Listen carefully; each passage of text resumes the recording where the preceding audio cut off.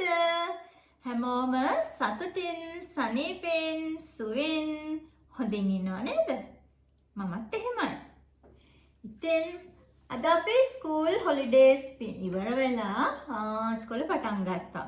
ඉතින් උදේම දුවයි පුතා ඉස්කෝලේට ගිහින් දාලා එන අතරමඟදී සුපර් මාකට් එකට ගියා. බඩ වගයක් ගන්න තිබුණා. දුවලගේ ලන්ච් බොක්ස් වලට දාන්න ඕනේ දේවල්, ඊට පස්සේ කෑමට අවශ්‍ය පුංචි දේවල් ගන්න ගියා.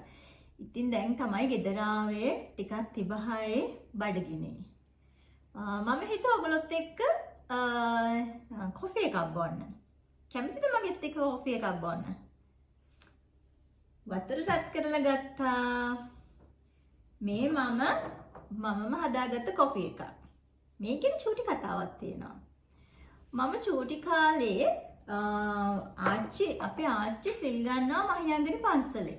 ඉතින් ඒ පන්සලේ අපි ආච්චි සිල් ගන්නවා. ඒ වගේම පෙරහැර තියෙනවා. මහියංගනි පෙරහැර තියෙනවානේ.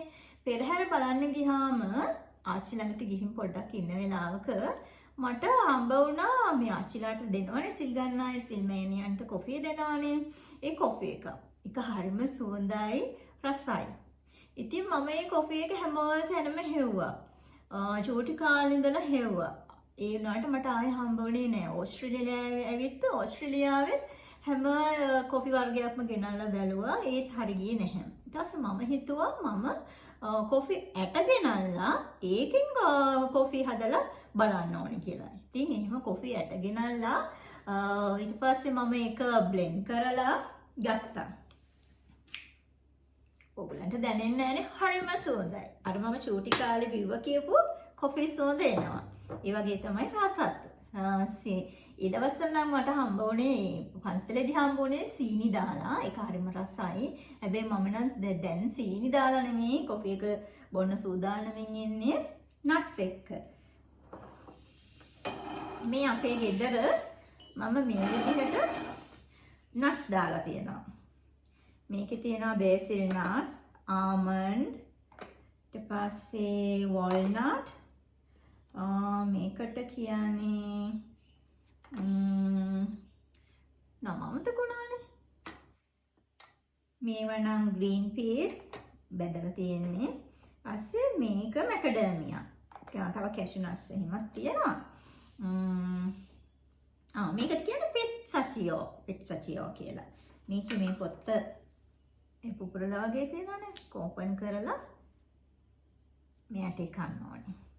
මම නට්ස් එක්ක තේ බොන්න හේතුවක් තමයි නට්ස් ගුණයි.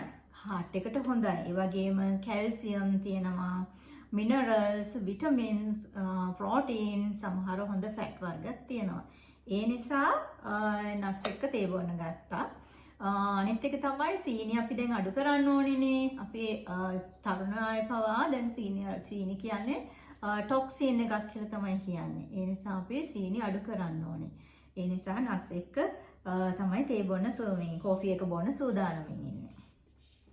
මේක මම මෙහෙම ලෑස්ති කරලා තියෙන්නේ. මම සමහර වෙලාවට හස්බන්ඩ් ගෙදර එන වෙලාවට වැඩේලා ගෙදර එන වෙලාවට මම ගෙදර නැහැ.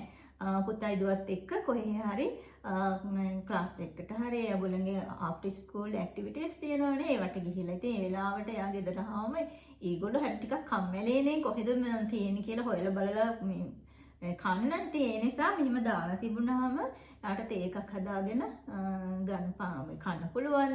ඒකයි මේ විදිහට දාලා තියෙන්නේ. තව මගේ ළඟ චොක්ලට් තියෙනවා. මගේ නම් ඉතින් කැමති මේ කෑම තමයි චොක්ලට්. චොක්ලට් දාලා තියෙනවා. මේ ඔබ්ලෝන් එක දෙකට කපලා දාලා තියෙන්නේ. එතකොට කන්නේ භාගයයිනේ. නැත්තම් එක ෆුල් මේ පීස් එක දාලා තිබුණා ඔක්කොම කනවා. මේක තව පුතාලට ඒගොල්ලන්ගේ ඔය චොක්ලට් මේවා තියෙනවා. ඊස්ට් එකට හම්බ වුණේ ඒවත් දාලා තියෙනවා. ඉතින් අපිට ඒක බොමුකෝ. ඒක බොද්දී මම අද කතා කරන්න හිතුවා විශේෂ දෙයක් ගැන. ඒ තමයි ඕගොල්ලෝ මොකද හිතන්නේ ටොක්සික් ෆ්‍රෙන්ඩ්ස්. ඇත්තටම මම නම් කැමති නෑ මේ වචනේ පාවිච්චි කරන්න. ගොඩාක් අය දැන් කතා කරන දෙයක් තමයි ටොක්සික් ෆ්‍රෙන්ඩ්ස්. ඇත්තට මගේ ජීවිතේ නම් මට ටොක්සික් ෆ්‍රෙන්ඩ්ස්ලා කියලා එහෙම මම කාවවත් බෙදන්නේ නැහැ. මොකද සෝරි පොඩ්ඩක් හැලුණා. මොකද එහෙම අපිට මේ ෆ්‍රෙන්ඩ්ස්ලා එහෙම වෙන් කරන්න බෑ. සමහර වෙලාවට කොච්චරම හොඳම ෆ්‍රෙන්ඩ් යාළුවෝ වුණත් සමහර වෙලාවට වෙනස් වෙනවනේ. මොකද අපි යාළුවෝ විතරක් නෙමෙයි අපි වුණත්. ඒ කියන්නේ අපේ මේ ගෙදර අය වුණත් ඒගොල්ලන්ගේ හිතන විදිහවල්, ඒගොල්ලොන්ගේ කැමැතිම දේවල්, ඒ දේවල් වෙනස්. එතකොට ඉතින් අපිට ගැලපෙන්නේ නැති වෙන්න පුළුවන්. ඒ වගේම යාළුවොත් සමහරලාට ඒගොල්ලෝ හිතන විදිහවල් වෙනස්. එතකොට අපි අපිට නොගැලපෙන්න පුළුවන්. ඒක ඇත්තටම ටොක්සික් කියන්නේ ඔය නෙගටිව් අදහස් දෙන, නෙගටිව් ඍණාත්මක අදහස් දෙන, ඍණාත්මක දේවල් කතා කරන ඒ වගේ කට්ටියනේ. ඇත්තටම මම නම් කියන්නේ ඒ ටොක්සික් කියලා කියන ඍණාත්මක අදහස් දෙන යාළුවෝ තමයි මට ඕනේ. මොකද මගේ ජීවිතේ යම්කිසි ජයග්‍රහණයක් කරලා තියෙනවා නම් යම්කිසි මගේ මනසින් ඒ මනසින් ඊට පස්සේ මම භෞතිකව යම්කිසි ජයග්‍රහණයක් වෙලා තියෙනවා නම් ඒ හැම දෙයකටම හේතුව ඇත්තටම මාව දැන් අපිට ප්‍රශ්නයක් වුණාම දුක් වෙද්දී සනසපු යාළුවන්ටත් වඩා මාව වටන්න හදපු යාළුවෝ. එහෙම නැත්නම් මිනිස්සු නිසා තමයි යම්කිසි තැනකට ආවේ. හේතුව ඇත්තට මම කවදාවත් අපිව වටන්න හදන ඍණාත්මක දේවල් කතා කරන අයට මම කවදාවත් කියන්නේ නැහැ ඒගොල්ලෝ මගේ යාළුවෝ නෙමෙයි කියලා. මොකද ඒගොල්ලෝ තමයි මට මම කරන්න යන දේ, එහෙම නැත්නම් මම කරගෙන යන දේ ගැන ඍණාත්මක පැත්ත පෙන්වන්නේ. ඒ කියන්නේ මට වෙන්න දෙන අවදානම මට කලින් කියන්නේ ඒගොල්ලෝ. මොකද මම ගොඩාක් වෙලාට මම දැන් වැඩක් කරන්න යනකොට මම ඒකේ ඍණාත්මක පැත්ත දකින්න අඩු වෙන්න පුළුවන්. මොකද මම ඉන්නේ පොසිටිව් අයිඩියා එකකින්. පොසිටිව් තින්කින් එකකින් ඉඳී මට අර නෙගටිව් පැත්ත පේන්නේ නැහැ. ඒත් අර යාළුවෝ සමහරට වෙන්න පුළුවන් ඒගොල්ලෝ මාව වටන්න කතා කරනවා කියලා. එහෙම වෙන්න පුළුවන්. ඒත් ඒ යාළුවෝ තමයි මට පෙන්වන්නේ ඔයා කරන්න යන දේ මෙන්න මේ පැත්තකුත් තියෙනවා කියන එක. ඒක අපි තේරුම් ගන්න විදිහ ප්‍රශ්නේ තියෙන්නේ. අපි එහෙම තේරුම් ගන්න නැතුව අපෝ මෙයා නම් මේ කියන්නේ මේව හරියන්නේ මේක වර්ධිනවා ඒ වගේ කතා කියලා අපි හිතුවොත් ඒක ඇත්තටම එයාගේ ප්‍රශ්නයක් නෙමෙයි අපේ ප්‍රශ්නයක්. මම දකින්නේ ඒ විදිහට. මොකද අපි දැනගන්න ඕනේ මේ හැම හොඳ දේ නරක දේ හැම දෙයකම යම් දෙයක් අපේ ජීවිතයට ගන්න අපේ අවදානම අඳුන ගන්න. ඒකයි කෙනෙක් කතා කරන දෙයක දී අපි අහුම්කම් දෙන්න ඕනේ. අහුම්කම් දීලා ඒ අවදානම අපි අඳුර ගන්න ඕනේ. එහෙම නැතුව එයා කියන්නේ මේවමයි කියලා එයා මේ ටොක්සික් කෙනෙක් අයින් කරන්න ඕනේ කියලා එහෙම මම නම් කවදාවත් ජීවිතේට කරන්නේ නැහැ. හැබැයි දැන් එහෙම බලාපොරොත්තු සහිතව සමහරට අපිව වටන්න බලාපොරොත්තු සහිතව එන අය අඳුන ගන්නවා අපි වටන්න බෑ කියලා. එතකොට සමහර විට එයා අපෙන් අයින් වෙලා යන්න ඉඩ පුළුවන්.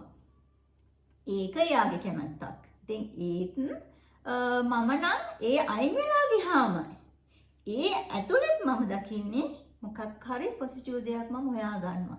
ඒක සමහරට මගේ මානසික තත්ත්වය පුංචි අඩියකින් හරි උඩට යන්න පුළුවන් වෙන්න පුළුවන්. ඒ වගේම මම මනසින් ශක්තිමත් වෙන්න පුළුවන්.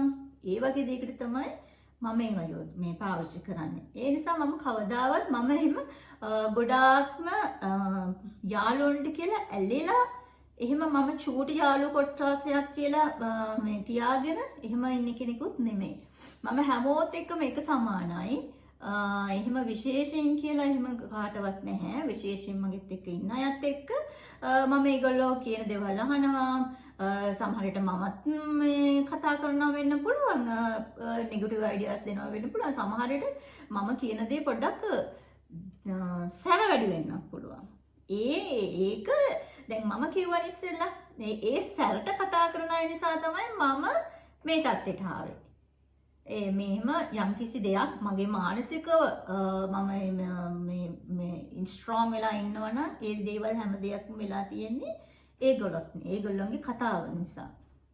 ඉතින් ඒක අපි අපේ ජීවිතයට ගන්න විදිහ තමයි ප්‍රශ්නේ. ඇත්තටම මේ ලෝකය අයින් කරන්න කියලා කිසිම දෙයක් නැහැ.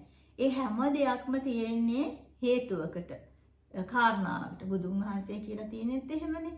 හේතුඵල ධාමකට තමයි මේ ලෝකේ හැම දෙයක්ම තියෙන්නේ. ඒ හැම දෙයක්ම වෙන්නේ. ඉතින් ඒක අපි තේරුම් ගන්න එක තමයි වැදගත්කම. කියන්නේ අපි අපේ හිතන පරාසිය, හිතන පැත්ත අපි වෙනස් කරගන්න ඕනේ. ඉතින් මම නම් හිතන්නේ මේ ටොක්සික් ෆ්‍රෙන්ඩ්ස්ලා මට නම් ඇත්තටම නැහැ. මං කැමති ඒ වගේ ටිකක් මට නෙගටිව් අයිඩියාස් දෙන ඒ පැත්තේ එහෙම අයට මං ඇත්තටම කැමති. මොකද එතකොට මට තේරුම් ගන්න පුළුවන් දැන් මම මේ නෙගටිව් පැත්ත වෙන්නේ නැති වෙන්න කොහොමද මම වැඩ කරන්නේ කියන එක මට හිතන්න හැකියාව ඒකෙන් ලැබෙනවා. ඉතින් එහෙනම් මගෙත් එක තේක බොමු. ඔයගොල්ලෝ මොකද හිතන්නේ මං කියපු එක ගැන? මම නම් හිතන්නේ මේ ලෝකේ ඇත්තටම ඉතින් බෙස්ට් ෆ්‍රෙන්ඩ්ස්ලා වුණත්